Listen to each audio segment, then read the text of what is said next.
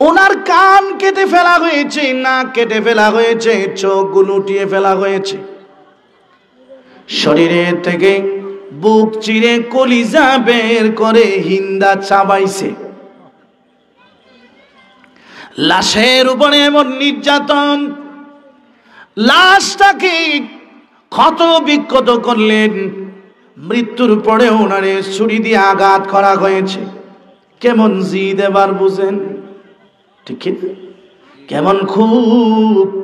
কেমন খুব হইলে বাংলাদেশ মূর্তি মুক্ত হইতে পারে। কথা না গেলে কি পরিমাণ খুব মনে করেন। এই মূর্তিগুলো না বানায় যদি গরিবদেরকে দেওয়া হইতো সওয়াব হইতো নি। আর জোরে বল না গেলে হুজুররা যে না করছিল ভাস্কর্য বানায় না, মূর্তি বানায় না মাইনা বিপদ হইছে নি। কথা বল না গেলে এখনো যে আরে বলাবা বলে না মানলে সামনে আবারও বিপদ আসবে। জোরে বলেন ঠিক না ঠিক? ওলামায়ে কেরামের কথা মানলে পদে পদে ইজ্জত আর সম্মান আসবে ইনশাআল্লাহ, আর না মানলে বিপদ। ওনার লাশকে এমন নির্যাতন করা হইল, যুদ্ধের শেষে সাহাবীদের সামনে নবীর সামনে যখন সকলের লাশ আনছে, আল্লাহর নবী বলেন আমার চাচাকে তো খুঁজে পাওয়া যায় না, আমার চাচা কই? জীবিত নেই, লাশও নেই।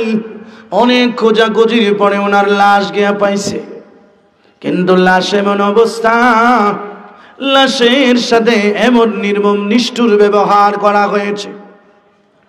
কাপড় দিয়া ঢেকে রাখলেন। সাহাবীরা দেখে কান্না আরম্ভ করলেন। এইভাবে ওনাকে মাগাত করা হইল, নির্যাতন করা হইল। আল্লাহর নবী বলেন সাহাবীরা তোমরা কাপড়টা সরাইয়া দাও, আমার চাচার একটু দেখি। আমার আব্বা নেই, আমি গর্ভ অবস্থায় আমার আব্বা বিদায় হয়ে গেল।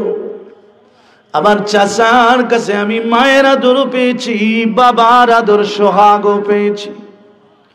আমার চাচা ছিল আমার জন্য অনেক বড় একটা আশ্রয়স্থল। এই চাচাকে এরা নির্মম নিষ্ঠুর ভাবে শহীদ করেছে।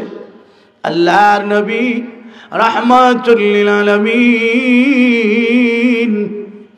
কাপড় সরায় দেখে সহ্য করার মতো না।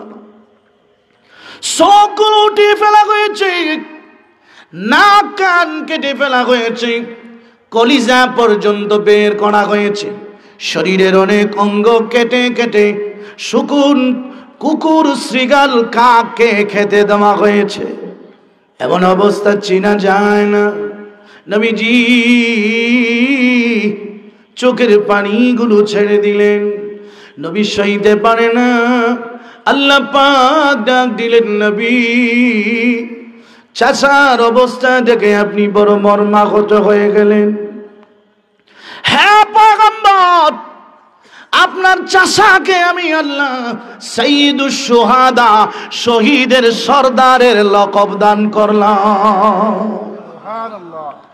আমার ভাইয়েরা চাচার অবস্থা দেখে নবী তখনও ভেঙে পড়লেন। ওনার একজন বোন নবীজির ফুফি হযরতে সুফিয়া দৌড়াইয়া আসতেছে, খবর পাইছে আমার ভাই হামজা শহীদ হয়ে গেছে। আল্লাহর নবী ডাক দিলেন সুহাইল তোমার মারে বাধা দাও, আসতে দিও না, কারণ মহিলা মানুষ বায়ের লাশের এই অবস্থা দেখলে সহ্য করতে পারবে না, আসতে দিও না। তিনি যায় বাধা দিলেন। আম্মা গালেবান জুবাইর বললেন আম্মা তুমি যেতে পারবে না। কয় কেন? নবীজি নিষেধ করেছেন। উনি জায়গায় দাঁড়ায় গেছে, কারণ নবী নিষেধ দিয়েছেন। সফিয়া বললেন জুবাইর মুহাম্মদ সাল্লাল্লাহু আলাইহি ওয়াসাল্লামকে গিয়ে বলবা আমি কান্না করব না, বিলাপ করব না, জামা কাপড় টেনে ছিড়ব না, জাহিলিয়াতের যুগের মতো ক্রন্দন করব না। আমি দুইটা কাপড় হাতে নিয়ে এসেছি আমার ভাইরে কাফন দেওয়ার জন্য। জীবনের শেষবারের মতো আমার ভাইরে আমি একটা নজর দেখতে চাই। আবু তালিবকে বললেন, এই মক্কা নগরীতে আমার জন্য আপনি যা করেছেন, অন্য আরেকজন এই পরিমাণ আমার উপরে ইহসান নেই। ও চাচা,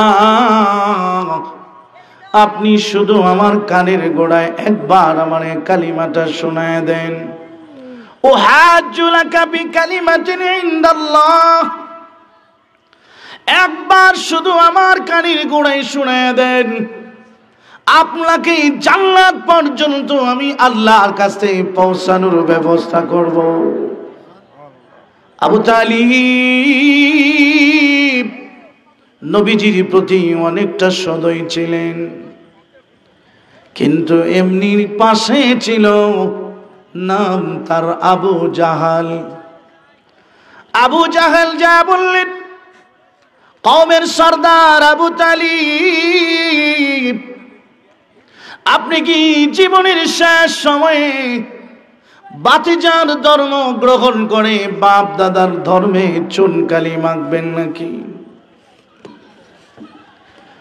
আপনার মৃত্যুর পরে মানুষ বদনাম করবে। আবু তালিব জীবনের শেষ সময়ে বাতিজার ধর্ম গ্রহণ করে নিয়েছে। আবার ভাইরা, আবু জাহেলের এই কথা শুনে আবু তালিবের মনের অবস্থার পরিবর্তন হয়ে গেছে। আবু তালিব ডাক দিয়ে বললেন, হ্যাঁ বাতিজা মুহাম্মদ, তোমাকে মানলে জান্নাতে যেও যাব, জাহান্নাম থেকে মুক্তি পাবো আমি জানি। তোমাকে না মানলে জাহান্নামে যেতে হবে আমি জানি। তবে আমার সামনে দুইটা অপশন, একটা হলো জাহান্নাম আর একটা হলো লোক লজ্জা। আমি যদি জীবনের শেষ সময়ে তোমার ধর্ম গ্রহণ করি, মানুষ আমাকে লজ্জা দিবে, আর তোমার ধর্ম যদি গ্রহণ না করি তাহলে আমাকে জাহান্নামে যাওয়া লাগবে।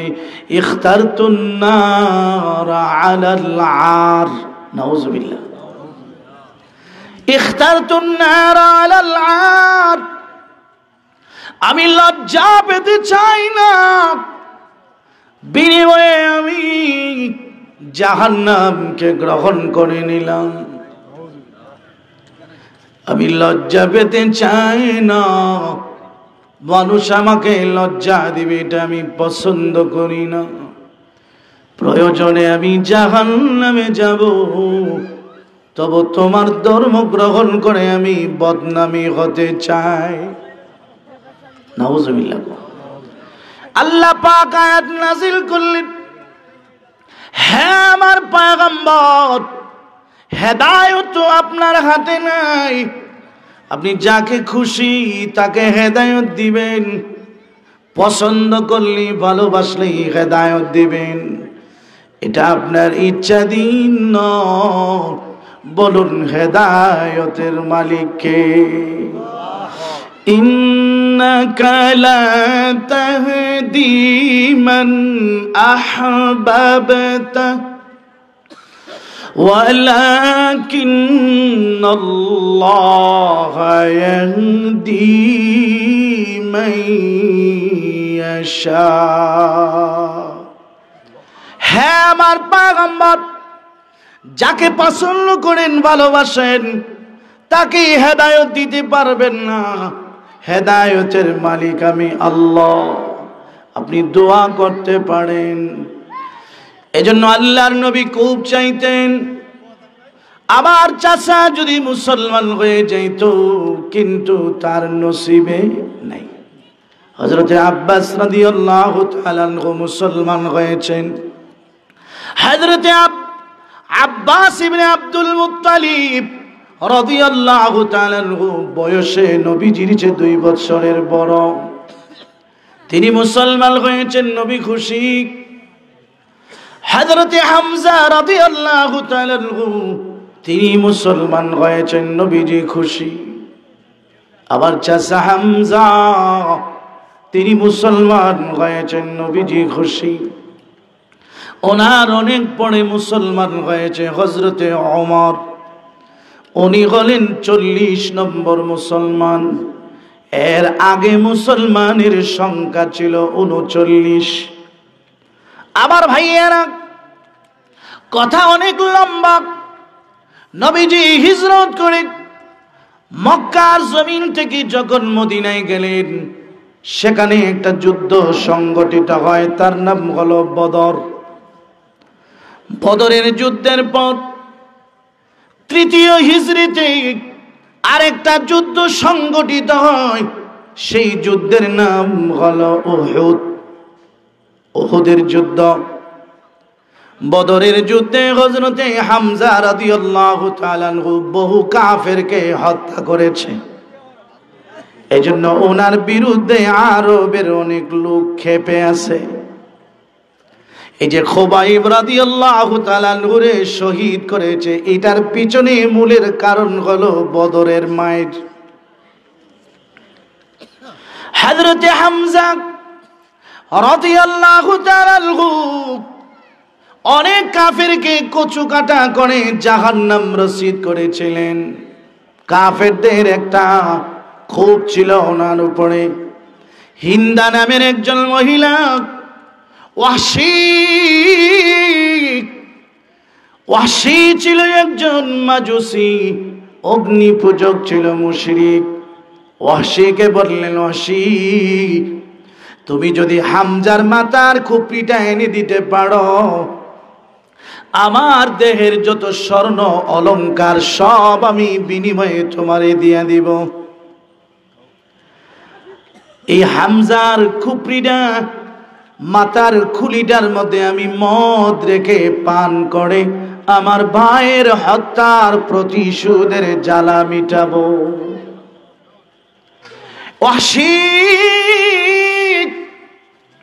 তার মালিক ডাক দিলেন, ওয়াসি তুমি যদি হামজাকে শহীদ করতে পারো, কারণ হামজাকে হত্যার দ্বারা মুহাম্মদ সাল্লাল্লাহু আলাইহি সাল্লামের কলিজায় আঘাত লাগবে। নবীর বড় আদরের চাচা হযরতে হামজা। আপনারা কষ্ট হইতেছে? কষ্ট হইতেছে? আপনারা আমার চিনেন না? লোক থাকলে যে ওয়াজ, না থাকলে ওয়াজ। আমরা ওয়াজ করব, শুনবো কার জন্যে? আল্লাহ আছে তো? সোয়াবের আশা বসে রয়েছেন না? আপনার বাড়িতে হচ্ছে দামি ভালো বিছানা আছে না নাই? কতক্ষণ না করে আছে না নাই? সোয়াবের আশায় বসে থাকবো। কবুল করার মালিক কে? হ্যাঁ, জোরেখন কে? আজকে যদি কোনো সরকারি আমলা ঘোষণা দিত, আমি তেতুইয়া মাদ্রাসার মাহফিলে রাত্রের যে কোনো টাইমে যাইতে পারি, যাকে পাবো 1000 করে টাকা দিব। আপনারা মনে করেন ফেসাব করলো গিয়া না বোতল করে নিল? উচ্চা ফেসাব করব, দরকার রশিদে বাইন্দা লেব। কারণ বলা যায় না, আমার ফেসাবের ফাঁকে দিয়ে টেহা দিয়ে যেতে পারে। কতক্ষণ না করে ওই তারিনি अंदरी रहमी तराशो मी खराश, अंदरी रहमी तराशो मी खराश, तादमे आखिर दमे फारेक मबाश। এই পথে যুদ্ধ চলছে জুড়ে এখন, ঠিক না ঠিক? কার সাথে? শয়তানের সাথে। আপনি একবার হারেন, শয়তান একবার জিতে। শয়তান জিতে, আপনি হারেন। জীবনের শেষ সময়ে আপনি যদি জিতে যান, শয়তান যদি হেরে যা, আপনার ঠিকানা জান্নাত। একে চশমে জদন গাফিল আযা শাহে নবাশি, একে চশমে জদন গাফিল আযা শাহে নবাশি, शायद के उन्नगाह कुनद आगाह नबाशी, शायद के उन्नगाह कुनद आगाह नबाशी। আল্লাহর ইচ্ছা পুরস্কার দিব। এমন সময় পুরস্কার নিয়ে আইছে আমনে বাড়িতে গেছেন গা, কথা বুঝেন না? হইতে পারেনি, পারে না। মনে করেন আল্লাহর ইচ্ছা হইলো যে 12টার পরে এরা তালিকা লেখুন, এবার আপনি 12টার আগে বাড়িতে গেছেন গা, দরাটা খাইলেননি। সুবহানাল্লাহ। দেখেননি এই যে শামুক, সিনাই, ঝিনুক, বৎসরের প্রথম ফুটাটা বৃষ্টির যার পেটে যাবে, এটা থেকে মণিমুক্তা তৈরি হবে। এই ফুটাটা গ্রহণ করার জন্য এই সিনাই শামুকগুলো 1 বছর পর্যন্ত হা করে থাকে। সুবহানাল্লাহ। বুঝেন না নাকি? তাই আরে অল্পতে কি আল্লাহকে সাধন করা যায়? অল্পতে নয়, খুব মেহনত করাতে হয়, কষ্ট করতে হয়। জোরে বলেন ঠিক না ঠিক? আরে বাচ্চাও তো না কাঁদলে মা কেঁদে না, কথা বল না? তানাগিরিয়াদ আবরু কাই খান্দাত চমন, তানাগিরিয়াদ আবরু কাই খান্দাত চমন, তানাগিরিয়াদ তিফ কাই জুশদ লবন। বৃষ্টি না হইলে ফুলের কলিগুলো সজীব হয় না, বাচ্চা কান্না না করলে মায়ের দুধের মধ্যে জোশ আসে না। সুবহানাল্লাহ, সুবহানাল্লাহ। রহমতে খুদা বাহানা মিজুয়া, ঠিক না ঠিক? আল্লাহ তো উসিলা খুঁজে কারে কিভাবে মাফ করবে। জোশ মে আয়ে জব, जोश में आए जब दरियाए रहम का, गुबरो सद सलाहो फखरुल औलिया। আল্লাহর রহমতের সাগরে যখন জোশ এসে যায়, 100 বৎসরের কাফেরকেও আল্লাহ ওলি কুলের সম্রাট বানায় দেয়, ঠিক না ঠিক? দেখেন না আল্লাহর রহমতের জোশ আসছে, ওয়াসির মতো লোককেও আল্লাহ কবুল করছে। সুবহানাল্লাহ। আমার ভাইয়া, ওয়াসি উহুদের ময়দানে গেলেন, একটা বর্ষা নিয়ে গেলেন। বর্ষা নিয়ে বিষাক্ত বর্ষা, বিষের মধ্যে ভিজায় রাখছে। এই বর্ষাটা নিয়ে পাথরের আড়ালে ওয়াসি বসে রইলেন শিকারীর সন্ধানে। তিনি হলেন হযরতে হামজা রাদিয়াল্লাহু তাআলা আনহু। ওয়াসি নীরবে ঘাট পেতে উট পেতে বসে আছেন। সামনে দিয়ে গেল, কোন মুসলমানকে আঘাত দেয় না, তার টার্গেট হলো হামজা। উনি মোকাবেলা করে করে আসতেছেন। ওয়াসি সুযোগ বুঝে বর্ষা দিয়ে এমন জোরে একটা আঘাত দিলেন যে আঘাতটা ওনার নাভির নিচে যায় লাগছে। এমন প্রচন্ড আঘাত, এই আঘাতের কারণে ওনার পেট ফেরে নারী বের হয়ে গেছে। হযরতে হামজা মাটিতে লুটিয়ে পড়লেন। মুহূর্তের ভিতরে দুনিয়ার মায়া ত্যাগ করে জান্নাতের মেহমান হয়ে গেলেন।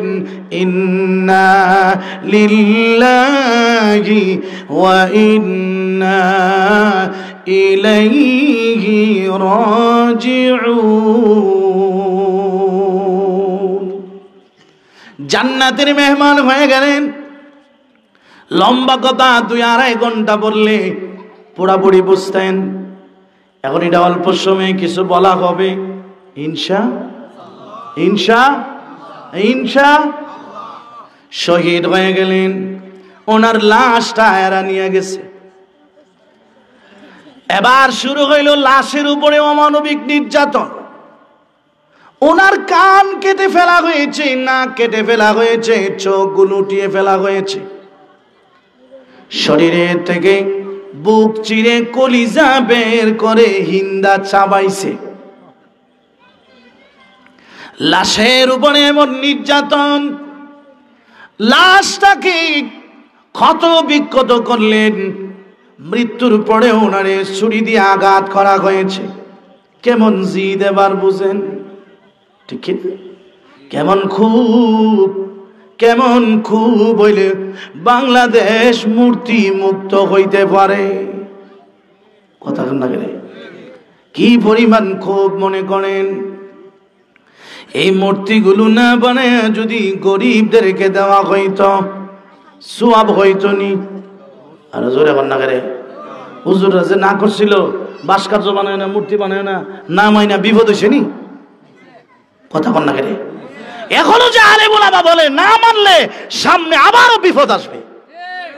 জোরে বলেন ঠিক না ঠিক? ওলামায়ে কেরামের কথা মানলে পদে পদে ইজ্জত আর সম্মান আসবে ইনশাআল্লাহ, আর না মানলে বিপদ। ওনার লাশকে এমন নির্যাতন করা হইল, যুদ্ধের শেষে সাহাবীদের সামনে নবীর সামনে যখন সকলের লাশ আনছে, আল্লাহর নবী বলেন আমার চাচাকে তো খুঁজে পাওয়া যায় না। আমার চাচা কই? জীবিত নেই, লাশও নেই। অনেক খোঁজাখুঁজির পরে ওনার লাশ গিয়া পাইছে, কিন্তু লাশ এমন অবস্থা, লাশের সাথে এমন নির্মম নিষ্ঠুর ব্যবহার করা হয়েছে। কাপড় দিয়া ঢেকে রাখলেন। সাহাবীরা দেখে কান্না আরম্ভ করলেন। এইভাবে ওনাকে মাগাত করা হইল, নির্যাতন করা হইল। আল্লাহর নবী বলেন সাহাবীরা তোমরা কাপড়টা সরাইয়া দাও, আমার চাচার একটু দেখি। আমার আব্বা নেই, আমি গর্ভ অবস্থায় আমার আব্বা বিদায় হয়ে গেল। আমার চাচার কাছে আমি মায়ের আদর পেয়েছি, বাবার আদর সোহাগও পেয়েছি। আমার চাচা ছিল আমার জন্য অনেক বড় একটা আশ্রয়স্থল। এই চাচাকে এরা নির্মম নিষ্ঠুর ভাবে শহীদ করেছে। আল্লাহর নবী রাহমাতুল লিল আলামিন কাপড় সরায় দেখে সহ্য করার মতো না। চোখগুলো উঠিয়ে ফেলা হয়েছে, নাক কান কেটে ফেলা হয়েছে, কলিজা পর্যন্ত বের করা হয়েছে, শরীরের অনেক অঙ্গ কেটে কেটে শুকুন কুকুর শ্রীগাল কাককে খেতে দেওয়া হয়েছে। এমন অবস্থা চেনা যায় না। নবীজি চোখের পানিগুলো ছেড়ে দিলেন। নবী সইতে পারে না। আল্লাহ পাক ডাক দিলেন নবী চাচার অবস্থা দেখে আপনি বড় মর্মাহত হয়ে গেলেন। হ্যাঁ পয়গম্বর, আপনার চাচাকে আমি আল্লাহ সাইয়্যিদুশ শুহাদা, শহীদের সর্দারের লকব দান করলাম। সুবহানাল্লাহ। আমার ভাইয়েরা চাচার অবস্থা দেখে নবী তখনও ভেঙে পড়লেন। ওনার একজন বোন নবীজির ফুফি হযরতে সুফিয়া দৌড়াইয়া আসতেছে, খবর পাইছে আমার ভাই হামজা শহীদ হয়ে গেছে।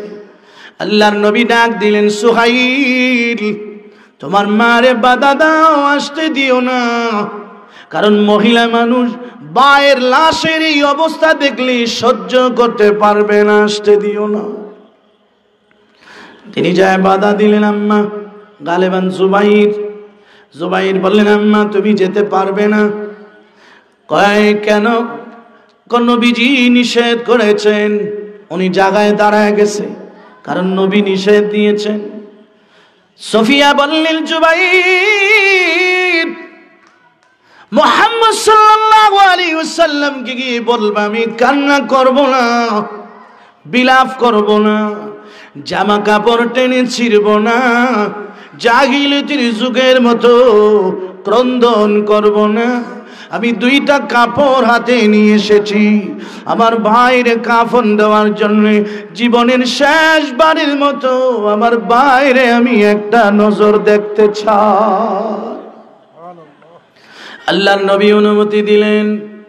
উনি দেখলেন আর দুআই করলেন, আল্লাহ তুমি আমার ভাইরে এমন ভাবে কবুল করে নিয়েছো, আমার ভাইরা, নবীজি কিন্তু ভেঙ্গে পড়েছে। আল্লাহর নবী রাহমাতুল লিল আলামিন কসম করে বসলেন, হ্যাঁ প্রভু, আমার চাচাকে যারা শহীদ করেছে, আমি একজনের পরিবর্তে ৭০ জন কাফেরকে হত্যা করব। কয়জন? কসম করে বলেছি, আমি ৭০ জন কাফের হত্যা করে বদলা নিব। নবী রাহমাতুল লিল আলামিন হামজা রাদিয়াল্লাহু তাআলা আনহুর অবস্থা দেখে নবী পর্যন্ত গরম হয়ে গেছে। আল্লাহর ইনসাফ আসেনি? আর জোরে বলনা, ওয়ামা রাব্বুকা বিযাল্লামিল লিল আবিদ,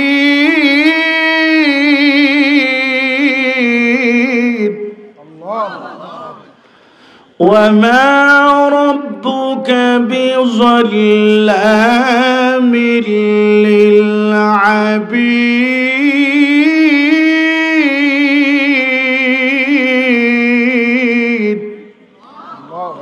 আল্লাহ তার বান্দার কারো প্রতি কাতরা কিসরাতিন নওয়াব, খেজুরের বিচির উপরে যে একটা সাদা আবরণ আছে, এই পরিমাণ জুলুমও আল্লাহ কারো প্রতি করে না। সুবহানাল্লাহ। আল্লাহ আয়াত নাজিল করলেন, চাচাকে মেরে ফেলা হয়েছে, এই জন্য কি গরম হয়ে গেছেন? সুবহানাল্লাহ। হ্যাঁ, আপনি ৭০ জনকে মেরে ফেলবেন? আরে বাবা, আপনি না রাহমাতুল লিল, আপনি এত গরম হয়ে গেছেন গা। শুনুন, প্রতিশোধ যদি নিতে হয়, যতটুকুন আঘাত প্রাপ্ত হয়েছেন এতটুকুন এর চেয়ে বেশি। সুবহানাল্লাহ। وَإِنْ عَاقَبْتُمْ فَعَاقِبُوا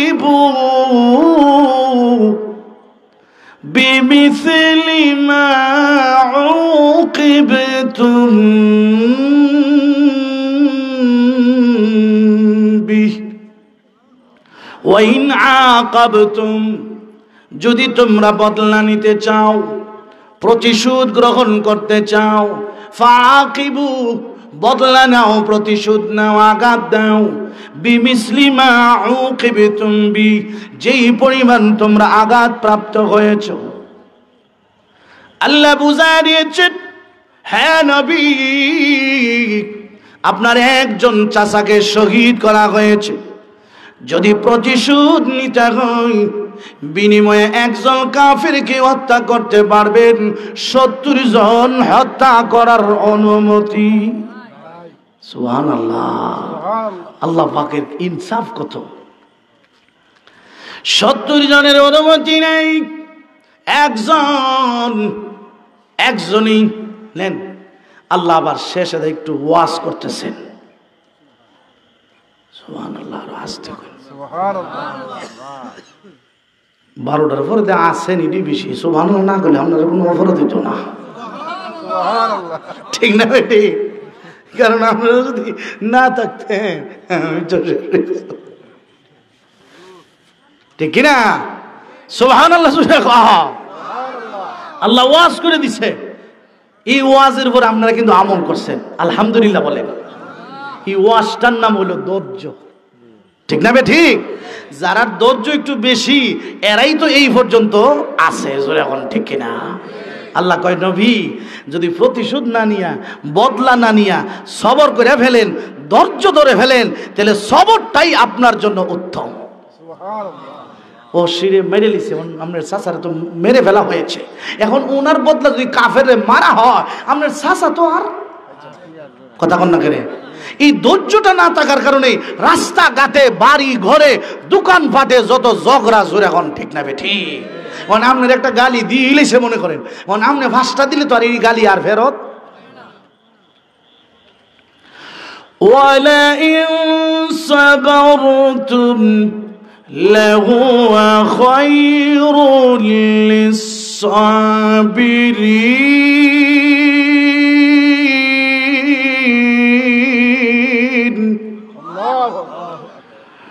وَلَئِن صبرتم لهو خير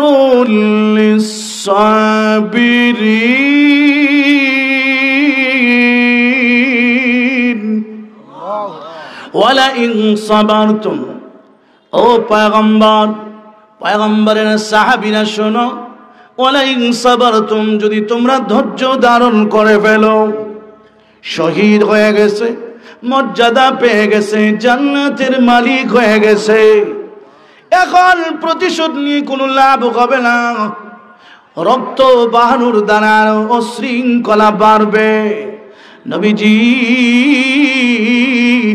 যদি ধৈর্য ধারণ করতে পারেন আমি আল্লাহ আলিমুল গায়ব আগাম জানি অগ্রিম জানি ধৈর্য ধারণই আপনার জন্য কল্যাণকর সুবহানাল্লাহ নবীজি বলেন আল্লাহ আমার জন্য ধৈর্যকে পছন্দ করে নিয়েছে সাহাবীরা তোমরা সাক্ষী থাকো আমিও ধৈর্য ধারণ করলাম নবীজি কসম যে করছিল কসমের কাফারা দিয়ে দিছে সুবহানাল্লাহ কসমের কাফারা দিয়া দিছে এই জন্য হয় না একটু ধৈর্যের ফল আরম্ভ হয়েছে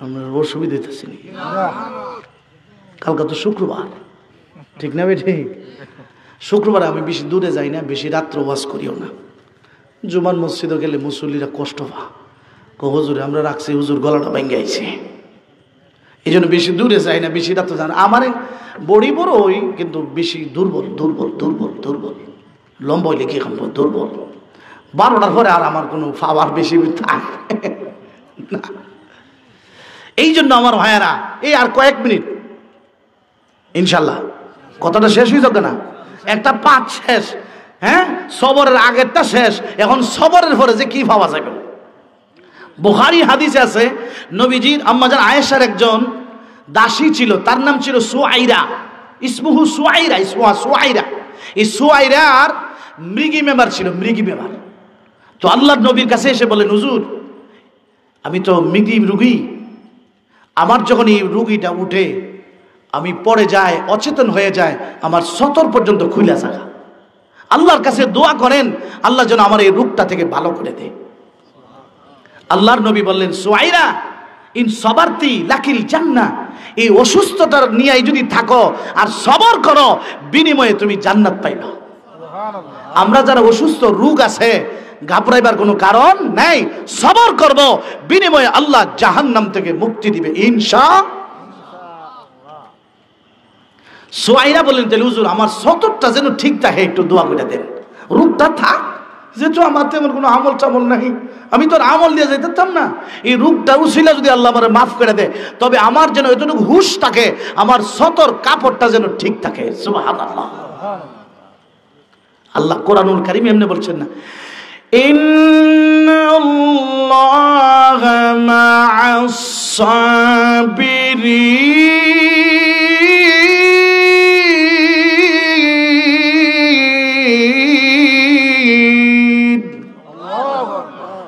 ধৈর্য ধারণকারীর সাথে আল্লাহ আছে আল্লাহ আছে বলতে আল্লাহর সাহায্য আছে ঠিক না ঠিক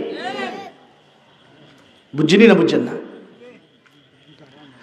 আল্লাহর নবী কসম ভেঙে কাফারা দিয়ে দিলেন সবর করছে একটা সময় এমন নবীজি চিঠির মাধ্যমে বিভিন্ন কাফেররা কালিমার দাওয়াত দিতেন চিঠির মাধ্যমে ওয়াহশীর কাছে ও দাওয়াতটা গেছে সুবহানাল্লাহ কার চিঠি নবীর চিঠি ওয়াহশী চাচা মেরে ফেলেছো তাতে কি ইসলামের ঘরে তোমারও আসার সুযোগ আছে সুবহানাল্লাহ সুবহানাল্লাহ সুবহানাল্লাহ আল্লাহর হাবিব ওয়াহশীর কাছে একটা চিঠি পাঠাইলেন ওয়া হুয়া ইয়াদউহু ইলাল ইসলাম যে চিঠিতে নবী ওয়াহশীকেও ইসলামের দিকে আহ্বান করলেন ওয়াহশী চাচা মেরে ফেলেছো তাতে কি হয়েছে তোমারও তো কালিমা পড়ার সুযোগ আছে আমার ভাইয়েরা ওয়াহশী নবীর কাছে চিঠির মাধ্যমে জবাব দিলেন ওগো মুহাম্মদ কাইফা তাদউনানি ইলাল ইসলাম ওয়া আনা ক্বাদ ফাআলতু যালিকা কুল্লাহ আপনি আমাকে কিভাবে ইসলামের দাওয়াত দিলেন, অথচ আমি এই অপরাধগুলো করেছি। বুঝেন না? আল্লাহ রাব্বুল আলামিন সূরাতুল ফুরকানের মধ্যে বলেছেন, والذين لا يدعون مع الله إلها آخر ولا يقتلون النفس التي حرم الله إلا بالحق ولا يزنون। আল্লাহ বলেন যারা শিরিক করে নাই, হত্যাও করে নাই, জিনাও করে নাই, এরা হলো রহমানের বান্দা।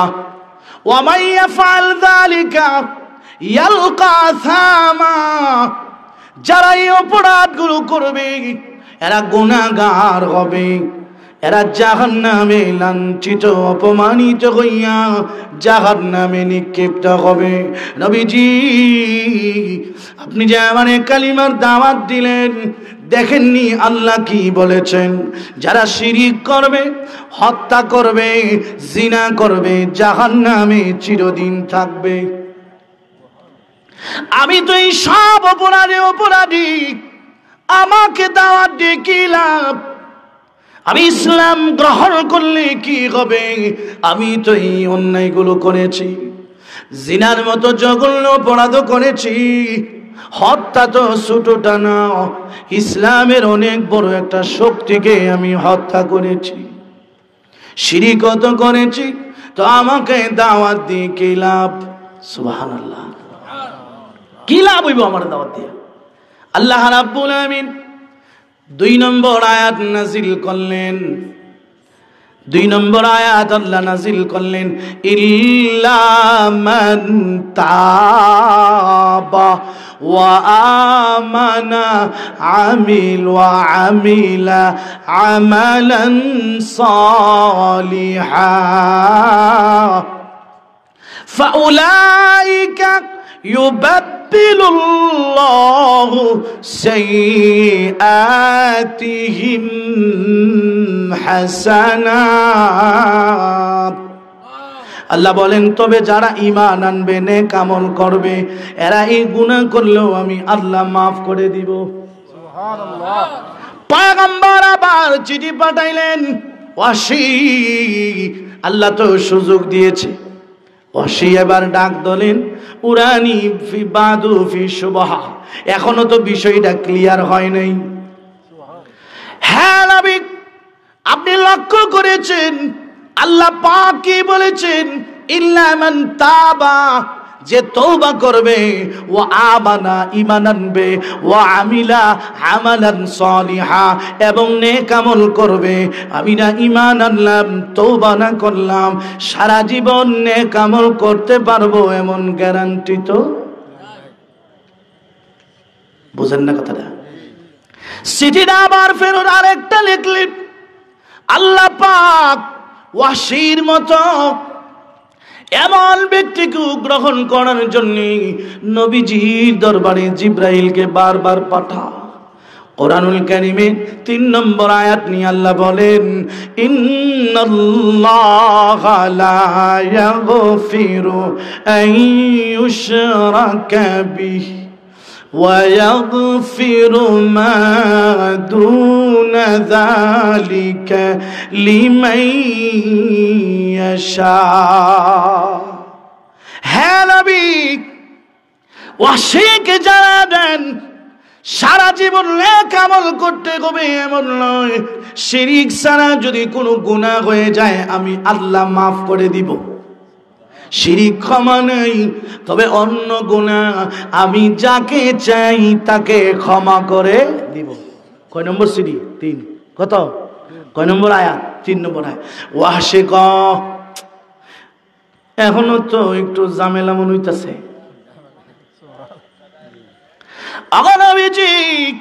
আপনি লক্ষ্য করেছেন শিরিক ছাড়া সব গুনাহ মাফ করব, আল্লাহ যাকে চায় তাকে। তো আমার বিষয়টা তো ঝুলন্ত রইল, আমারটা আল্লাহ চাইলো কি চাইলো না আমি কেমনে বুঝবো? সুবহানাল্লাহ। চিন্তা করছেন নি? আল্লাহ রাব্বুল আমিন এই চিঠি পাঠানোর পরে আল্লাহ চতুর্থ আয়াত নাজিল করলেন সূরা জুমারের। সূরা জুমারের আয়াত নাজিল করলে বললেন শর্ত নেই তওবা